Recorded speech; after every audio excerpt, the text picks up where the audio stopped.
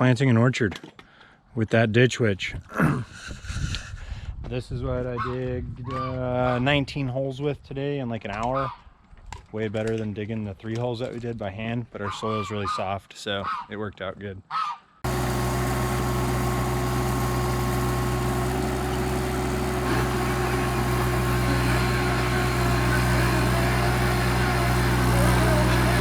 So yeah, let me come out here and I'll show you our orchard that we're planting. It's sweet. I don't know if this will make us a farmer or not. We're certainly homesteading because hopefully we'll be able to eat off of this. Canned fruit, pies, ciders, jellies, freeze dry it, you know, the whole 9 yards. Dehydrate it. Sound like Bubba Gump right now. So we are in the orchard. There's 3 rows, 7 trees. We're gonna do a video right now and show you how we're planting trees.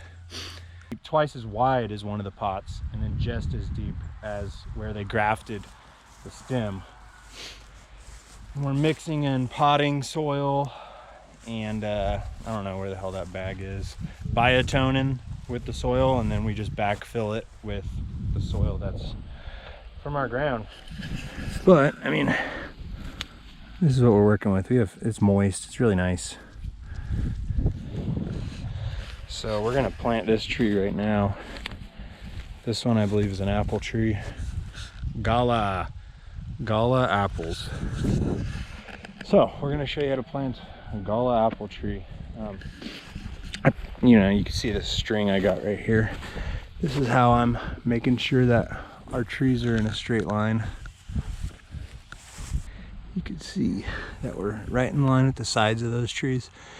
And they come down right in the middle of the last hole, and that's where the edge of our new tree will be. FYI, the minivan is still kicking ass and doing work. We got this thing loaded down with soil and whatnot. Yeah, she does her job and drove through the pasture fine, so that's cool. Look at all that, doing work. So Leanne is putting we dug maybe a little bit too deep, so she's just putting some soil back in the hole to make sure that the top of where it was grafted is level with the pasture. There you go, she's sprinkling some biotone in there. All right, so lay this on its side, kind of smack it a little bit to break it free. Let's get this tree out of here. Oh yeah. Oh yeah, this might need a shovel. We're gonna stab it with a shovel really quick. Hey, stop it! Leave it! Leave it! Leave it! Maggie's eating our pawpaw tree. If the deer don't get them, the dogs will. All right. Hot babe with a shovel. So you just want to really, it seems rough, but it's kind of necessary, especially when they're this put together. And all the root bound? Yeah. Like if you can see the bottom. All right, that's pretty good. In here. All right, so she's got that there. I'm gonna pull that layout line one more time. We're gonna make sure we get these trees in perfectly straight rows. It's got to come towards you quite a bit. Towards me? Yeah. Like 4 inches. Yeah. There you go. All right, where's that tape measure? Right here. Here, I'll take the dumb end. The dumb end? The dumb end is the side where you don't have to read it. You don't have the dumb end, I have the dumb end. Get it, dumb end, because you don't have to read, you just put it right in the middle. Where you at? 15 feet is right here. Okay, so just scoot it over a little bit. What do you got, a couple inches? Yeah. All right, there we go. So. And it's recommended 15 to 20 feet per tree. We just decided to go ahead and do 15. Yeah. Because we'll be pruning and managing them anyways. Yep, and we're 20 feet apart between rows, so we could still get a tractor through here if we had to. We're gonna run animals through here to eat all the vegetation. But, so go for it. Sweet. Pour some of that potting soil in there. We're gonna like pour in just a little bit of new soil, or a lot. Yeah, or a lot, either way. Spread it around.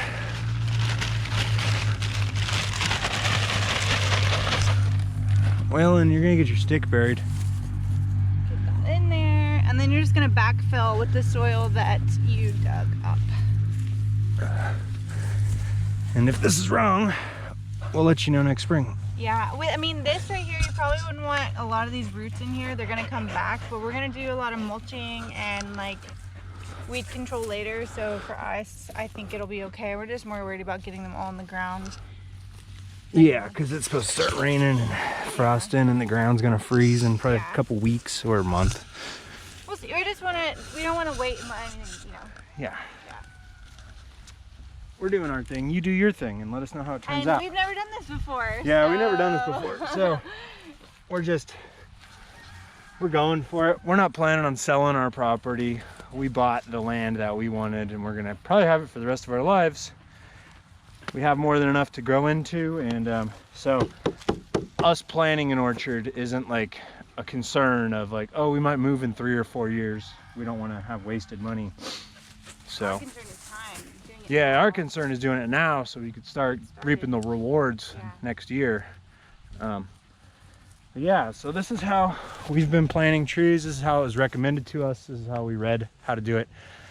I know there's a billion ways to do it. There's a guy on YouTube that put a dead animal in the bottom with some ocean water and some salt and seaweed and ash and just all kinds of crazy stuff. But yeah, I think the biotone and the potting soil, that probably has most of that in there. So. Oh, and it's also important to stamp it down to get out any air pockets. Yeah, stamp it down so you get out air pockets. Then you want to water it really, really well and then mulch it. Yeah. So, that's a little crash course on how to plant a tree. This is our daily vlog of what we did today. We had 3 done by hand, and then we did the rest with the ditch witch. So 3 minus 21 is 18 holes with the ditch witch today. That's 18 trees we're gonna get in the ground today. We only have 4 left after that one. And you can see it really didn't take too long to do. So now Leanne is just spreading mulch all around the base of the tree to keep weed growth down. And she's fighting a dog. A happy dog. Yeah, for today even, we'll just since it's getting late, we'll just do a quick thin layer. Maybe read more about it later. It's a start. Yeah.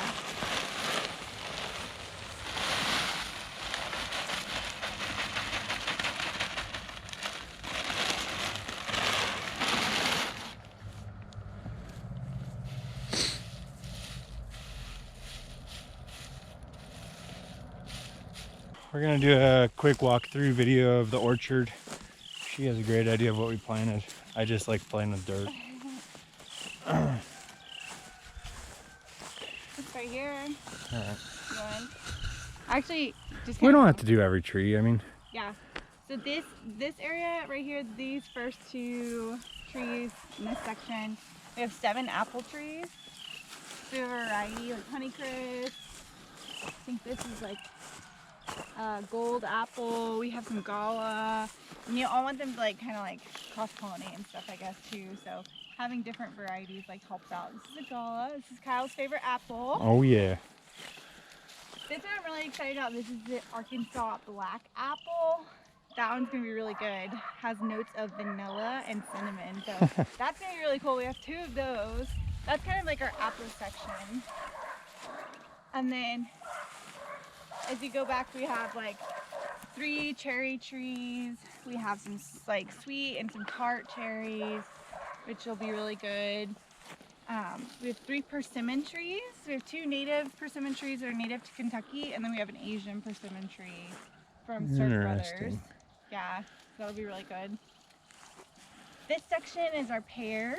We have some Bartlett pears, stuff like that. Those should be really fun. Those get pretty tall, so it'll be really interesting. We have 2 plum trees. This tree and this tree are plum. Those are our stone fruits. Those will be really good. We have 1 nectarine tree. We have 2 peach trees. Those will cross-pollinate with each other, so that'll be really good for everything. And these are apples again. So you kind of have a mix of everything, stone fruits and all of that stuff. We have some crabapple trees over there too, which will actually pollinate the whole orchard. Those are like super pollinators, so. There we go, staring to the sun. Oh, and our pawpaw tree all the way in the back. Yeah, that was the last one she was planting, that little random one. That's a pawpaw tree. Our Kentucky trees, persimmon and pawpaw. Yep. Yeah. So, yeah, check it out. I mean, we got the mulch down, every tree's in the ground, and we're gonna build a fence around this area. Got to protect your investments, and this was definitely an investment. Yeah. So hopefully we're producing fruit by next year. Yeah, we should have fruit next spring and next fall. Go to your local nursery and pick up some trees. They usually have good selection for your native climate. Oh, we came home. Leanne found 2 eggs, and these 2 ducks got out of the cage. So we opened up this side for them. We're gonna let them run freely. Look at the geese are kicking them out. Oh, they went back in. Yeah, so we came home, ducks got out. It also turns out that there's a bunch of what we thought were ladybugs everywhere, at least yesterday, and they're Asian beetles. So that's not good. So we're just gonna let the ducks out and they can eat a lot more bugs instead of just in that area. And hopefully they come back home. If not, we'll have to wrangle them. Duck wrangler. Or a fowl wrangler, as Leanne called me in a comment in a video. Yeah, they got out. So that's a start to our day. And we went to Tractor Supply and got some fencing that we're gonna put around each tree. We're just gonna do a circle with a stake. Hopefully that's enough to keep the deer away. It's an honest effort, the cheapest way we found to do it. It might be a little tall now that I'm looking at these trees, but we'll see. So, right on, let's get to work. We are protecting our trees. I'm sure there's a million ways to do this. I don't think we know that this is the most right way to do it. We could have spent like up to $1,000, probably more than $1,000 putting an 8-foot fence around our little orchard. But instead we spent $200 at Tractor Supply. They had a 15% off deal today because it's Veterans Day. So we just bought 100 feet of this 2x4 welded wire, 48 inches tall. We're being kind of, what do you call it? We're being kind of, Waylon, stop. We're being kind of conservative with it. So the trees are kind of trapped in there, but if they just make it through the winter, we'll adjust later on. But we just didn't want to get them all in the ground and then have them eaten down to the root by deer immediately. So we're just trying to get these protected before it rains. I gotta throw a stick for the ball. Throw the stick for the ball. I gotta throw a stick for the dog.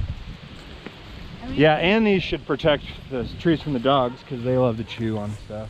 What were you saying, Ben? I said we've seen deer come through here. Oh yeah, well, like 2 or 3 days ago there's about like 20 whitetail walked right through here, so we know that the deer population is heavy in this area.